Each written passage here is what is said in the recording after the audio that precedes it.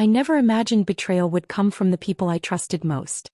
One autumn evening I stepped into the living room of our quiet Virginia home and froze.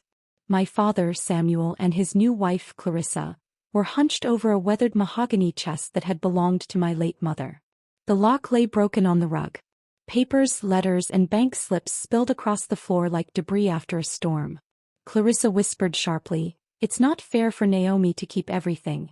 That money should be shared with my children." And my father, he didn't argue. He nodded.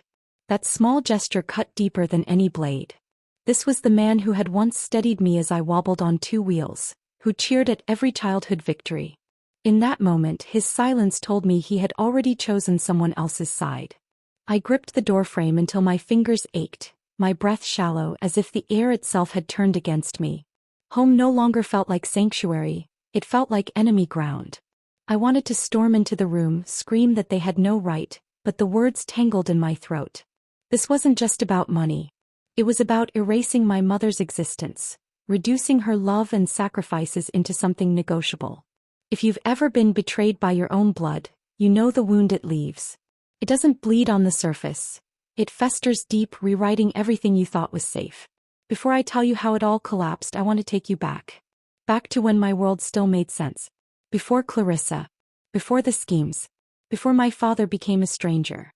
When I think of my childhood, it's not the vacations or presents that shine brightest. It's the small, ordinary things that stitch together the fabric of my happiness. The smell of cinnamon rolls on Saturday mornings when Mom baked while humming softly to herself.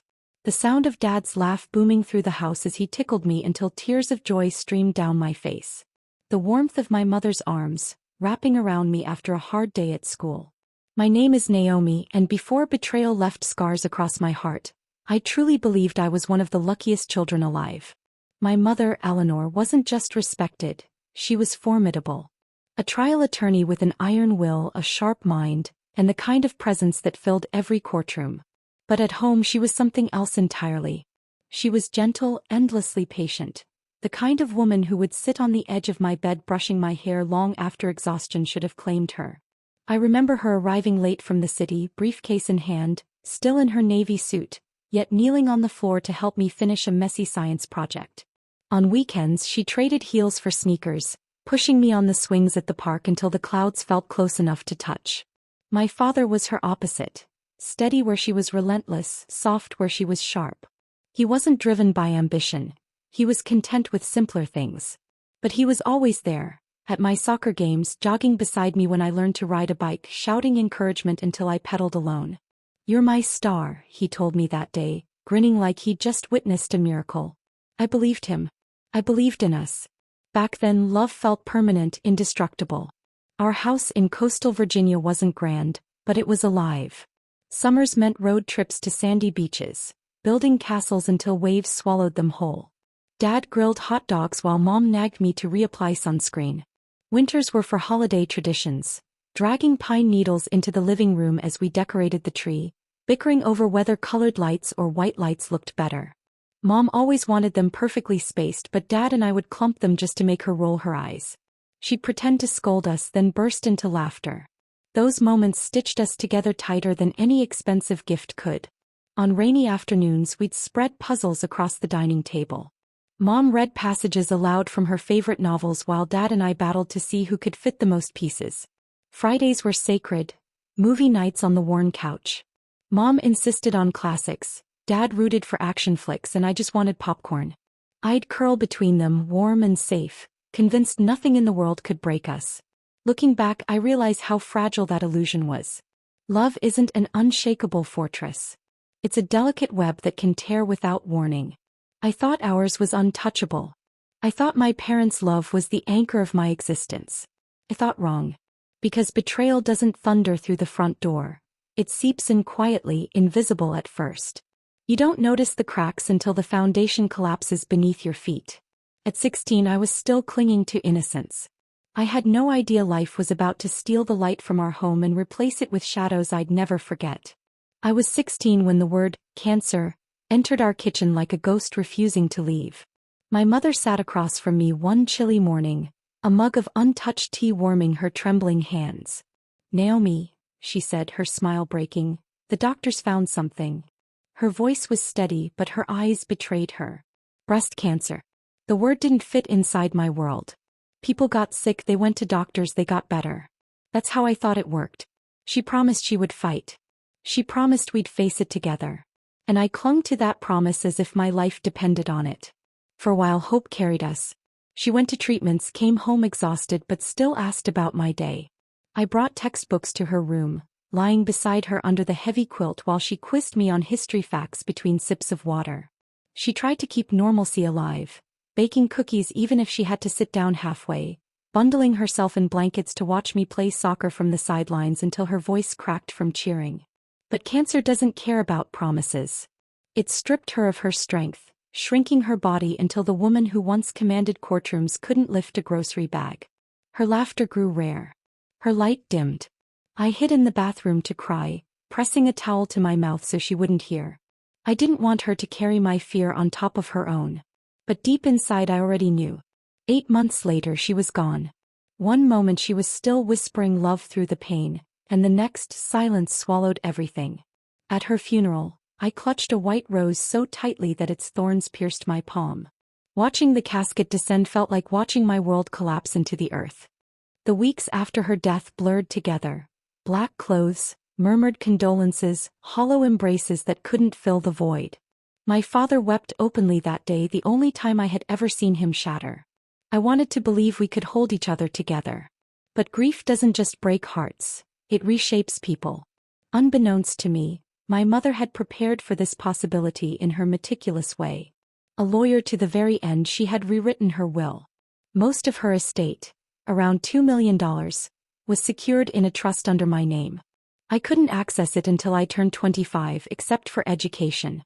My father inherited the house and smaller assets, but the trust was sacred, untouchable. At 16 I didn't see it as money. It was her love, crystallized, a promise that even in her absence she was protecting me. That trust wasn't wealth, it was security. It was her saying, "You will have a future even if I can't be there to see it." But grief wrapped its fingers around our home. I still expected to hear her typing in her office, still avoided the untouched tea in the pantry, still woke from dreams of her voice only to face the crushing emptiness of silence. Dad tried it first. Burned pancakes on Sundays, awkward dinners he didn't know how to season, sitting with me in quiet when the nights felt unbearable. I thought maybe we could survive it together. But instead of drawing us closer, grief pushed him further away. And the trust, my mother's final gift, would become the battlefield that destroyed what little we had left. 18 months after Mom's funeral, Dad sat me at the dining table. His eyes avoided mine, his fingers drummed against the wood. "There's someone I want you to meet," he said. His voice trembled between excitement and guilt. Her name was Clarissa. The word tasted bitter before I even met her. Part of me wanted to believe he deserved happiness, that Mom would want him to move on. But another part screamed, too soon, too wrong. 6 months later they married in a small ceremony. I smiled for photographs, but inside I felt like an outsider at my own father's wedding. And Clarissa didn't come alone. He brought 3 children. Jacob, 19, loud and arrogant. Sophia, 17, sharp-tongued and cruelly pretty. And little Adam, 13, quiet and watchful. From the moment they entered, the house shifted. Jacob swaggered through as if he owned the place. Sophia sneered at everything I said, and Adam stayed behind screens, silent but observant. The walls echoed with new laughter that didn't belong to me. The mantel once held my parents' wedding photo. Now a gold-framed portrait of Clarissa and her brood smiled down like conquerors. Clarissa's sweetness was practiced. She called me sweetheart, cooked meals she knew I liked, asked about my grades. But beneath it was calculation. She wasn't making space for me, she was rewriting the narrative. And my father, my anchor? He slipped further away. Saturday breakfast disappeared. Late-night movies stopped. When I tried to tell him how I felt, he sighed, "Naomi, give her a chance. This is our family now." But it didn't feel like family. It felt like invasion. And I knew I was being pushed out. I tried to convince myself I was being unfair. Families take time to blend, right? Maybe Jacob's swagger was just bravado. Maybe Sophia's barbs were insecurity dressed like eyeliner and gloss. Maybe Clarissa's syrupy endearments were a bridge she didn't yet know how to cross. I repeated these ideas the way people whisper prayers in rooms that scare them. But the more I listened, the more I noticed the seams, the rehearsed lines, the choreographed glances, the way silence followed any mention of my mother. It started small. Clarissa would tilt her head over dinner and say, "Your mother was remarkably generous, Naomi. I admire that. I only wish she could see how many children could be helped by what she left behind." Her voice didn't sharpen, but her gaze did. I watched my father study his plate like it contained answers. He didn't defend me. He didn't defend her. Then came Jacob and Sophia, echoes of their mother with the volume turned up. One afternoon I walked into the den to find Jacob scrolling through my emails on my open laptop. "Relax," he said, spinning the screen away. "Just curious what a trust statement looks like." He winked like we were sharing a joke. "Mom says it's a fortune. Good thing we're all family now." Sophia leaned into the doorframe, arms crossed, nails immaculate. "Don't be such a dragon about it, Naomi. Hoarding is ugly." He smiled all teeth. "Sharing is how families heal." I locked my bedroom at night and still woke to the phantom sound of drawers sliding, papers rustling. I passed Clarissa in the hallway once and smelled my mother's perfume. No, not hers, a copy. Floral notes, too sweet, not quite right. The gold-framed portrait over the mantel seemed to watch me with someone else's eyes. When I tried to tell my father, he rubbed his temples and said, "You're wound tight, kiddo. We're starting over. It takes effort." I searched his face for the man who used to run beside my bicycle and didn't find him. I pressed my ear to their door one night and heard the truth I'd been avoiding. Clarissa's voice, low, controlled. "The trust is locked, but pressure moves people. She's young, she'll bend if she feels alone. If not, we can test the will. Grief clouds judgment. We say Eleanor wasn't thinking clearly." My father didn't object. A pause and then, "We can't risk a mess." Another pause. "But do what you have to." The floor under my feet felt suddenly hollow, like the boards were only pretending to hold me. I backed away and touched the wall to make sure something in this house was solid. It wasn't. Clarissa loved performances. So when she announced a family dinner, I knew there would be an audience and a script. She laid out a feast on my mother's old table. Roast chicken glowing under kitchen lights, bowls of mashed potatoes carved into snowy peaks, green beans lined like soldiers. Candles flickered in cut crystal holders, reflecting a dozen tiny flames in the window. If you looked quickly, it was pretty. If you looked longer, it was a stage. We ate in tense, rhythmic silence, forks scraping plates. Jacob whispered something that made Sophia snort. Adam sat at the far end, shoulders rounded like he was trying to fold himself down to nothing. My father chewed and swallowed and never once looked at me. Halfway through, Clarissa set down her fork and folded her hands, the way a judge might lean back before delivering a ruling. "We should talk about your mother's provisions," she said lightly. "I've thought a lot about fairness. About opportunity. About what it means to be a family." The word family slid across the table like ice. "It isn't right for one child to have so much while others scramble," she continued, keeping her tone tender. "Eleanor was generous. I think she would want a wider circle of blessing." I looked to my father, begging silently for anything. An interruption, a reminder that the trust wasn't theirs to divide, a memory of the woman they were diminishing. He cleared his throat. "It's not unreasonable, Naomi. You'll have more than enough." The betrayal landed with a sound no one else seemed to hear. Jacob leaned forward, elbows planted. "Don't be dramatic. We're asking for a slice, not the whole pie. Everyone gets a future that way." Sophia's smile flashed. "Unless you believe your future matters more than ours. Which is a choice. An ugly one." I felt something cold unwind inside me. "It's not a pie," I said. "It's my mother's last act of care. It's not a group project. It's hers. And mine." My voice shook, but it didn't break. "You don't get to rename theft as fairness just because you lit candles." Clarissa's expression tightened. The softness evaporated, leaving something honed. "You're a child," she said softly, which made it worse. "Children confuse sentiment with reality. Real life demands compromise. If you refuse, we'll ask the court to evaluate Eleanor's capacity. We'll raise questions about influence. About intent." I stared at my father. He stared at a place on the table where there was nothing to see. I thought of him shouting, "You've got it," as I pedaled away for the first time. I thought of how proud he'd looked when I did something I was afraid of. I thought of the night I pressed my ear to his door and heard him give my future away. Try, I said. My chair scraped the floor as I stood. My hands were ice, my heart a drum. Try to take what she put between my hands and see what you lose along the way. You'll regret this, Clarissa murmured. Maybe, I said. But I won't regret knowing where I stood. I left their staged supper to its candlelight and shadows. In the hallway mirror, the girl looking back at me didn't seem smaller. She seemed newly drawn, edges clarified, lines firmed. For the first time since my mother died, I recognized myself. Morning found me at a bus stop with a folder under my arm and resolve coiled like wire in my chest.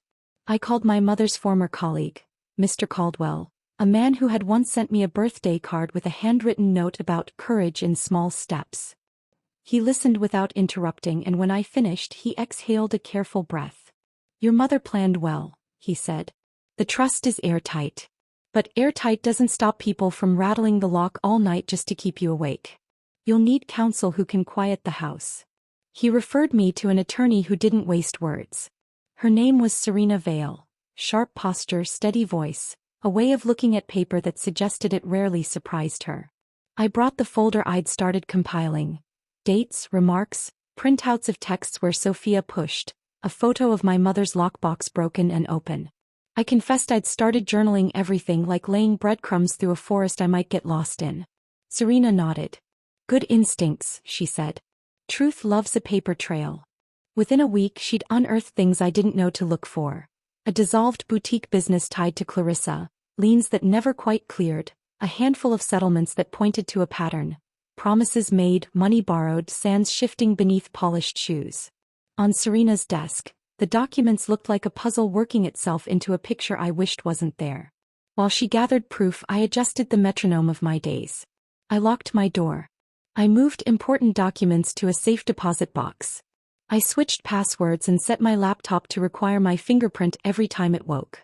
In the silence of my room, I rehearsed sentences I hoped I wouldn't need. I thought less about winning and more about not being broken. At home, the pressure amplified. Jacob knocked with demands he called jokes. Sophia left my door ajar when she passed, a little reminder that privacy was a privilege. Clarissa's voice softened strategically, as if kindness were a tool with interchangeable heads. My father's avoidance thickened until it felt like fog. Once passing him in the hallway, I said, "This is your chance," and he said, "To do what?" Like he genuinely didn't know. Serena called one afternoon. "We're not waiting for their next ambush," she said. "We set the terms. Invite them to a conversation. Put our documents on the table. Let them see the cost of escalation. And if they don't back off?" I asked. "Then we let a judge look at what I'm looking at." She paused.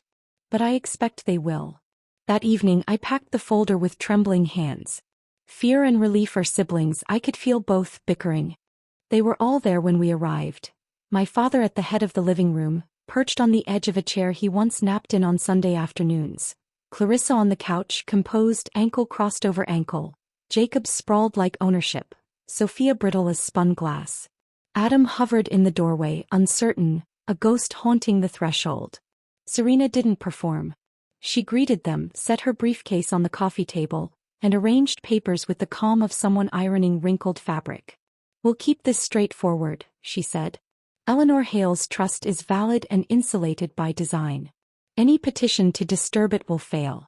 In addition, any campaign of coercion, harassment, or attempted access to Ms. Hale's private property will be documented and addressed." She slid a stack toward Clarissa. "You are a sophisticated adult. You understand what discovery would do with records like these."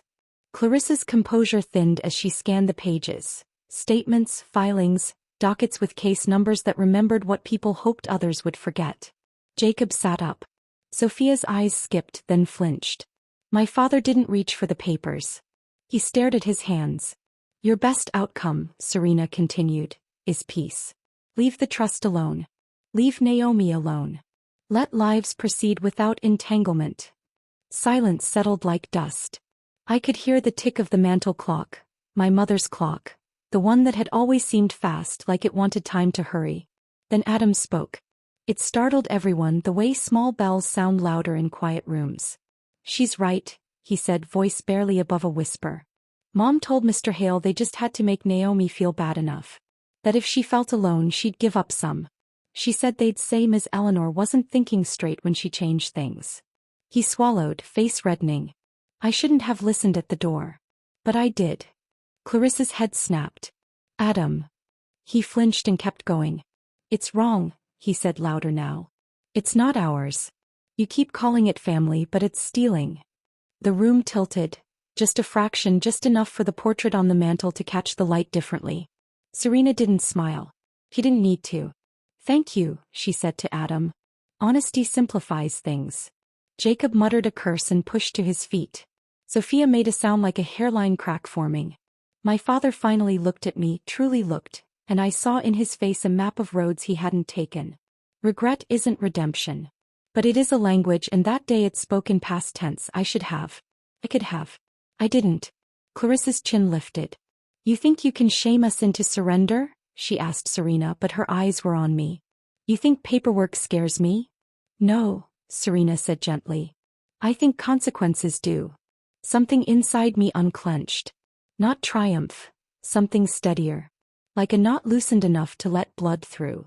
I realized I had been bracing since my mother's last breath, living with the sense that everything could collapse in a second. It still could, of course. Life doesn't bargain. But I was no longer standing alone in a room where other people wrote the script. I'm leaving, I said quietly, and for a moment everyone thought I meant the room. I did. And more. You won't touch what she left. You won't touch me. If you try, we'll meet in a place where truth has a microphone. No one followed as Serena and I walked to the door. Adam's eyes shone with something like relief and something like grief. My father said my name just once, a word that asked and apologized and failed all at once. I didn't turn back. Outside, the evening light lay soft on the lawn.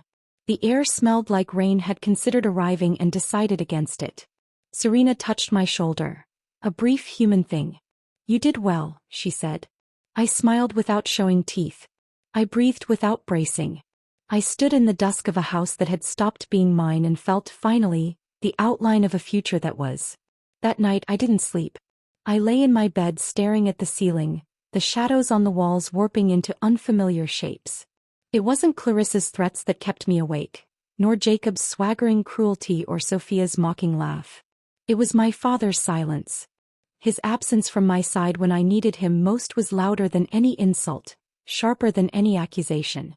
I replayed the dinner table scene until my stomach twisted. His eyes fixed on his plate. His voice agreeing in small murmurs. His refusal to look at me when Clarissa dangled the threat of court. The man who once jogged beside me while I wobbled on a bike had watched me drown and chosen not to throw a rope. By morning something inside me had hardened. If I didn't fight for myself, no one else would. I opened my mother's old address book and dialed a number I hadn't used since her funeral. Mr. Caldwell's office. My voice trembled as I told him everything, but he listened. Naomi, he said at last, your mother knew what she was doing. That trust can't be undone. But law isn't always the battlefield. Sometimes it's the heart. They'll try to wear you down. They'll make you doubt yourself. Be ready. His words chilled me. This wasn't just about inheritance, it was about survival. I needed help, so I went to meet Serena Vale, the lawyer Caldwell recommended. From the moment she extended her hand, firm grip, eyes that didn't flinch, I felt a spark of hope. I poured out everything. Clarissa's honey-dipped barbs, Jacob rifling through my things, Sophia's whispered threats, my father's silence. Serena didn't interrupt. She didn't pity. When I finished, she said, then we fight. Her calm certainty was the lifeline I'd been begging for. Serena wasted no time. She began pulling records, tracing paper trails Clarissa had hoped would stay buried. Within days she uncovered the rot beneath the polished smile. A boutique business that collapsed into bankruptcy, tens of thousands in unpaid debts, lawsuits quietly buried with settlement money. Suddenly everything clicked. Clarissa hadn't married my father for love, not really. She hadn't pressured me out of some moral notion of fairness. I wasn't her daughter. I was her lifeline. The trust wasn't about generosity. It was her desperate chance at stability. Meanwhile, I became my own archivist. Every slight remark from Sophia, every mocking laugh from Jacob, every veiled threat from Clarissa, I recorded in a notebook. I saved text messages. I photographed scattered papers left in places they didn't belong. I even recorded audio when I could, conversations where Clarissa's syrupy tone slipped into sharp steel. It gave me something to hold on to. Evidence was more than paper, it was control. Every note was a reminder that I wasn't imagining this war. It was real. And now I had proof. But the house grew unbearable. I'd catch Jacob rifling through my drawers, claiming he was searching for a charger. Sophia lingered at my door to whisper, "Greedy girls end up alone," before slamming it shut. Clarissa's tone became sharper, her sweetheart, replaced with reminders that I was selfish, ungrateful, naive. And my father? He drifted further away. "They're just kids," he'd murmur when I confronted him. "Don't let it get to you." But how could I not? His silence wasn't neutral. It was betrayal by omission. Every night I locked my door, heart pounding at every creak in the hallway. I wasn't safe, not from strangers but from my own family. The day Clarissa staged her second family meeting, I knew it was an ambush. She set the living room as though we were royalty. Polished table, crystal glasses, candles flickering with artificial warmth. Jacob lounged on the couch, Sophia coiled like a snake. Adam sat hunched in the corner, too quiet. Serena walked in beside me. The shift in the air was immediate. Clarissa's smirk faltered. Jacob sat straighter. Sophia bit her lip. My father paled but said nothing. Serena's voice filled the room. "This trust is untouchable. Any challenge will fail. Any harassment of my client will result in legal action." She slid a folder toward Clarissa. "And any attempt to drag this to court will unearth documents you'd rather keep buried." Clarissa's face drained as she scanned the papers. Her bankruptcy. Her debts. Her failed ventures. For the first time her smile vanished. Jacob clenched his jaw. Sophia fiddled nervously with her bracelet. My father, he looked like a man shrinking into himself. And then Adam's voice broke the silence. "She's telling the truth," he said, his voice trembling. All heads turned. He flushed but didn't stop. "I heard you, Mom. You said if you pressured Naomi enough she'd give in. You said you'd lie about her mother's state of mind." Clarissa's mask shattered. "Adam," she snapped, her voice razor-sharp. But the damage was done. Her youngest had spoken truth where no one else dared. For the first time the tide shifted. I wasn't the corner child anymore. I was my mother's daughter, standing tall in the wreckage of their lies. The fallout from Adam's confession was immediate. Clarissa's fury burned, but her leverage was gone. Jacob muttered curses. Sophia hissed like a cornered cat, but neither had the confidence to press further. My father sat frozen, his silence more damning than any words. I stood, my voice steady despite the quake in my hands. "You tried to erase her," I said, my eyes locked on Clarissa. "You tried to make me doubt my worth, to twist my father against me, to steal the one thing she left me. But you failed.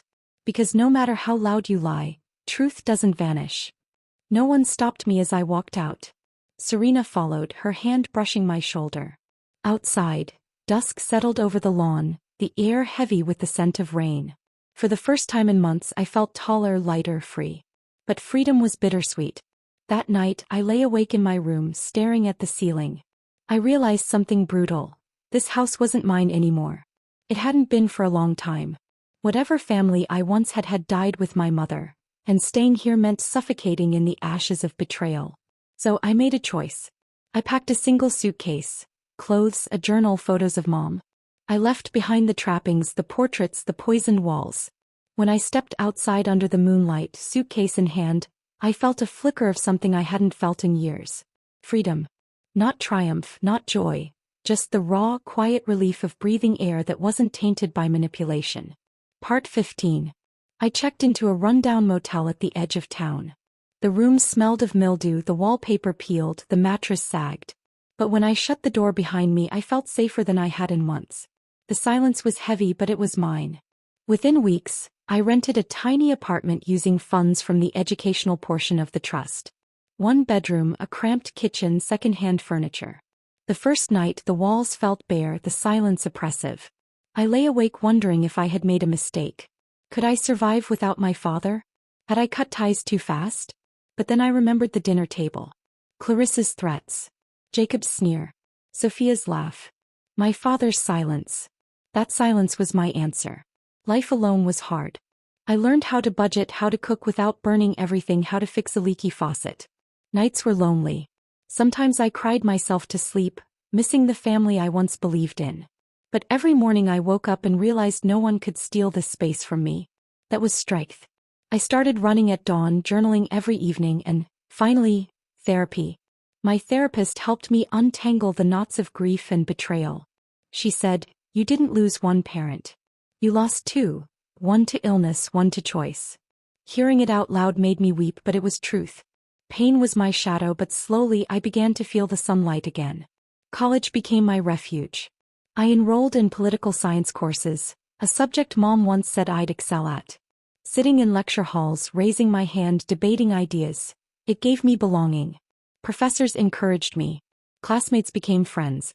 For the first time since Mom's death, I wasn't surviving, I was living. My circle grew. Friends who cared without agenda. Neighbors who waved. Study partners who shared snacks during long nights in the library. They weren't blood, but they were steady. They were chosen family. Still, grief haunted me. I'd see fathers and daughters laughing in diners, and the ache would return like an old wound. Holidays were the worst. Christmas especially. While others decorated trees and exchanged gifts, I sat alone with takeout and a single candle. On those nights, I clutched the silver necklace Mom gave me on my 15th birthday and whispered, "I hope I'm making you proud." Slowly the hollow ache dulled. I decorated my apartment with things that reflected me. Art from local painters, shelves stacked with books, photos of Mom's smile. My walls became a gallery of resilience. I wasn't just protecting an inheritance. I was reclaiming myself. 6 months after leaving, I found an envelope in my mailbox. No return address. My name scrawled in handwriting I recognized instantly, my father's. Inside, his words blurred through tears. "Naomi, I'm sorry." He admitted his failures. He wrote of choosing peace with Clarissa over protecting me, convincing himself silence was safer than confrontation. "I see now," he wrote, "that silence was my loudest betrayal. I never stopped loving you, but I didn't show it. For that, I will carry regret forever." I clutched the letter to my chest and sobbed until my throat burned. It was the apology I once begged for, but it came too late. Where was this remorse when Clarissa threatened me across the dinner table? Where was this love when Jacob and Sophia mocked me? Where was this father when I needed him most? I carried the letter everywhere, for days, weeks. Read it on the train, before bed, over morning coffee. Part of me longed to believe him. To imagine reconciliation. To dream of him as the father I once adored. But each time that flicker of hope surfaced, I remembered his silence. His eyes fixed on the table while Clarissa sharpened her claws. Forgiveness wasn't simple. I was torn between the girl who craved his love and the woman who knew better. One evening I sat with the letter before me and wrote my reply. My pen hovered for a long time before the words came. "I believe your regret is real," I wrote. "But words cannot erase years of silence. You chose them over me. That choice lives inside me. I may one day forgive you in my heart, but I cannot forget. I cannot return." Dropping the envelope in the mailbox was one of the hardest things I had ever done. My hands trembled, my chest ached, but as it slid from my fingers, something loosened inside me. I wasn't waiting anymore. I wasn't hoping he would save me. I was saving myself. Forgiveness, I realized, wasn't about him at all. It was about me. About choosing not to let his betrayal poison me forever. About freeing myself from the cycle of anger. Forgiving didn't erase the grief. It didn't erase the loss. But it taught me how to carry it without letting it crush me. After sending the letter, calm settled over me like sunlight after a storm. For months, I had been suffocating in grief and rage, waiting for my father to be the parent I needed. But letting go of that hope freed me. Mom's voice echoed in my memory. "What will you do with this?" She used to ask me that when I failed a test or stumbled in a soccer game. Now the question haunted me in a different way. What would I do with betrayal? With pain? With an inheritance that had become both shield and battlefield? The answer came slowly. I would build something. Not just for me, for her. That spring, I established the Eleanor Hale Memorial Scholarship, funding young women who wanted to study law but lacked resources. Using part of my trust, I created a program that would outlive me. At the first ceremony, as I handed a scholarship certificate to a girl with tears in her eyes, I felt my mother's presence like sunlight on my skin. She wasn't gone. She was alive in every dream her legacy made possible. Life blossomed. College no longer felt like refuge. It felt like a launchpad. I spoke up in debates, joined organizations, even gave a speech once about resilience. Friends gathered around me like a chosen family, celebrating wins, comforting lows, offering what blood relatives never could. Holidays were still sharp but less suffocating. Instead of drowning, I found bittersweet peace. Pain became part of me, but it didn't own me. I heard whispers of Clarissa's decline, Jacob dropping out, Sophia drowning in debt, Clarissa facing lawsuits. Once I would have felt vindicated. Now I just felt distance. Their collapse wasn't my victory. My victory was waking each morning in peace, honoring my mother with the life I built. One evening I sat on my balcony with tea, watching the sky streak gold and crimson. I clutched the necklace Mom had given me and whispered, "I did it, Mom. I'm living." And in that moment I realized the truth. Revenge hadn't been the goal. Survival had. Freedom had. And I had achieved both. It had been nearly 3 years since I walked away from my father's house with a single suitcase. By then I had built a life that no longer felt temporary. My scholarship program was thriving, my studies had become a passion instead of a distraction, and my small apartment felt like a true home. Then came the knock. I opened the door expecting a neighbor, maybe a friend. Instead there stood Adam. He was taller now, his face leaner, but his eyes carried the same quiet sadness I remembered. He shifted on his feet, clutching the strap of his backpack like a lifeline. "Hey," he said softly, almost like he wasn't sure I'd let him in. For a moment I froze. Memories of that night when he spoke up, when he shattered his mother's lies, flashed through my mind. I stepped aside. "Come in." He sat on my couch, fidgeting. "I wanted to say I'm sorry," he began. "I should have spoken sooner. I should have stood by you before it got that far. But I was scared." His voice cracked. "I always knew you were right. I just couldn't fight them." Hearing his words softened something inside me. For so long I had carried betrayal like armor. But Adam wasn't a betrayer. He was a boy trapped in a war he never chose. "You did the bravest thing that night," I told him. "You told the truth when no one else would." That mattered. We sat in silence, the kind that carried both grief and relief. For the first time I saw him not as Clarissa's son but as someone like me. Someone who had been cornered, someone who had survived. Adam stayed longer than I expected. He told me he had moved out months ago, unable to endure the chaos anymore. "Mom's drowning in debt again," he admitted. "Jacob dropped out of college, Sophia maxed out cards she can't pay. It's all falling apart." I listened quietly, feeling a strange detachment. At one time I would have craved these updates, hungry to know whether justice had found them. But now hearing it felt empty. Their destruction wasn't my victory. My victory had already been claimed the moment I chose to walk away. "Do you talk to my father?" I asked. Adam shook his head. "Not much. He's lost. I think he regrets everything, but he won't say it." I looked out the window at the city lights flickering in the distance. For a moment I wondered what life would look like if my father had chosen differently. If he had stood by me instead of sitting in silence. But then I remembered the path I had built.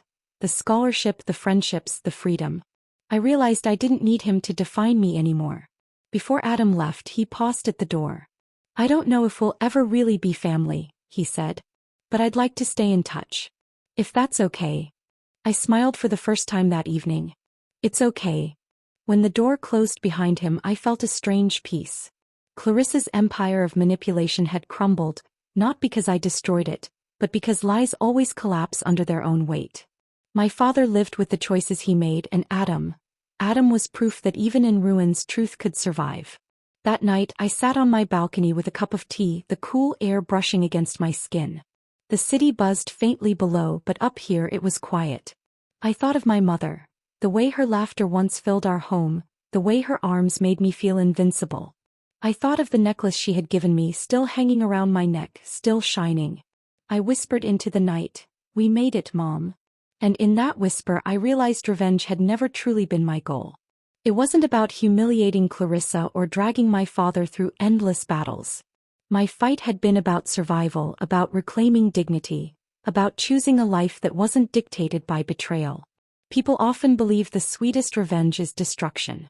But sitting on that balcony, I realized the sweetest revenge was peace. It was breathing without fear, waking without dread, laughing again without guilt.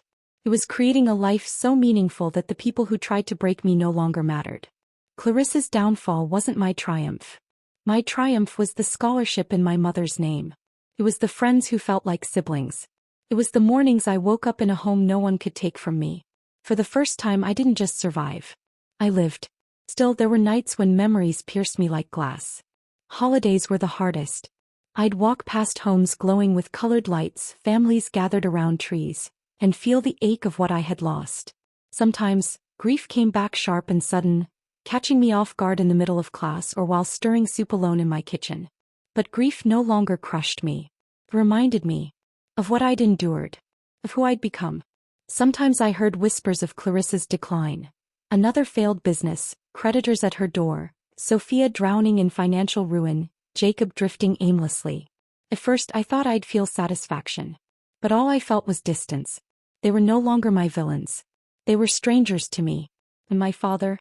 His silence still haunted me, but I no longer let it define me. I had sent him my letter. I had spoken my truth. Whether he ever found redemption wasn't my burden to carry anymore. One winter evening, as snow dusted the city streets, I lit a candle by my window and sat quietly.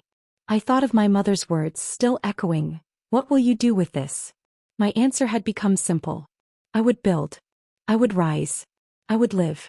Years later, I look back at the girl who once clutched the doorframe of her father's house, watching the people she trusted plot against her. I think of the nights I cried into towels so my mother wouldn't hear, the dinners where silence was a knife, the moment I walked away with a suitcase and trembling hands.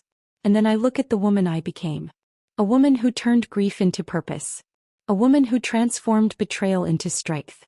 A woman who chose peace over revenge and freedom over chains. If you've ever been betrayed by the very people meant to protect you, I want you to know this. Your story doesn't have to end in their cruelty. You can rise. You can rebuild. You can create a life so full, so radiant, that their attempts to break you fade into insignificance. My mother's love didn't end with her life. It lived on in me. And every scholarship awarded in her name is proof that love cannot be erased, no matter how hard others try. The greatest revenge isn't screaming louder, fighting dirtier, or proving them wrong. The greatest revenge is joy. It's waking up free. It's building a life you're proud of, one brick at a time. And so that's my ending. Not a courtroom victory, not a dramatic showdown, but peace. The kind of peace you earn after walking through fire and realizing you didn't just survive. You became unbreakable.